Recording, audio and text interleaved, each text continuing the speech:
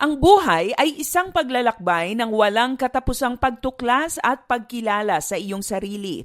Diyan sa iyong trabaho, mayroon bang mga gawaing dati ay hindi mo akalaing kaya mo pala, pero ngayon ay gamay na gamay mo na? You are never too wise to gain new insights, never too old to learn new skills, and never too late to know yourself more. Magandang araw, ako si Maloy Malibiran sa Lumbides para sa Pro Tips, partner mo sa inspiradong trabaho at negosyong umaasenso. Nasa kolehiyo ako nang matuto akong magbisikleta. May anak na ako nang magkaroon ako ng lakas ng loob na magmaneho sa Metro Manila. I was in my mid-30s when I realized that I can write a book. At ngayong mahigit 40 na ako, na-discover kong kaya ko palang gumuhit. Life is an endless journey of learning, growing, and discovering. Ano nga ba ang mga balakid sa pagtuklas at pagkilala ng higit sa iyong sarili? Una, the know-it-all attitude. Ang pag-aakalang alam mo na ang lahat ay hindi katalinuhan.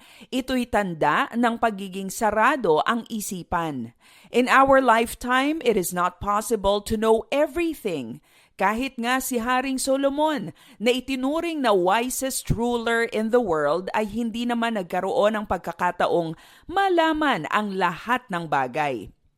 Marunong ba siyang mag-Facebook o mag-Instagram? Obvious naman na hindi dahil hindi na siya nabubuhay para matutunan ang mga ito. When you start thinking that you already know everything about yourself, hindi ka nagiging bukas para tuklasin pa ang iyong mga potensyal at nakatagong kakayahan. The first important step to knowing more about yourself is to accept that you do not know everything.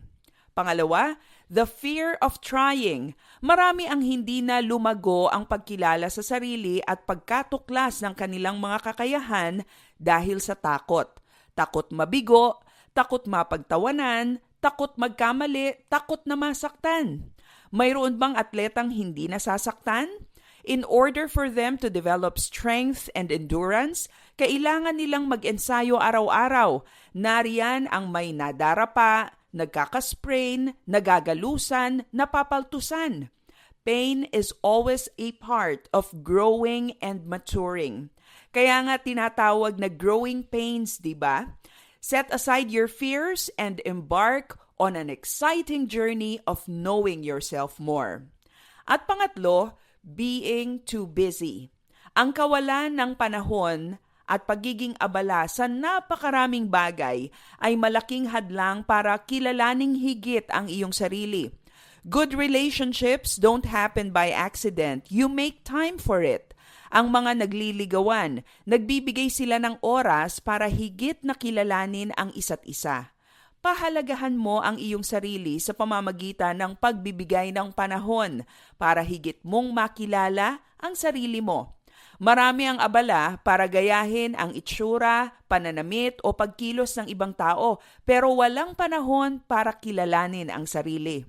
Ang sabi ng batikang aktres na si Judy Garland na nakilala sa kanyang pagganap bilang Dorothy sa Wizard of Oz, always be a first-rate version of yourself instead of a second-rate version of somebody else. There is more to life than who you are now and what you can do now. Tuklasin ang mga talento at kakayahang ibinigay sa iyo ng Diyos. Let's not be too busy to find out what God has wired us to do. Para sa Pro Tips, ako si Maloy Malibiran sa Lumbides. Be a blessing in the workplace today.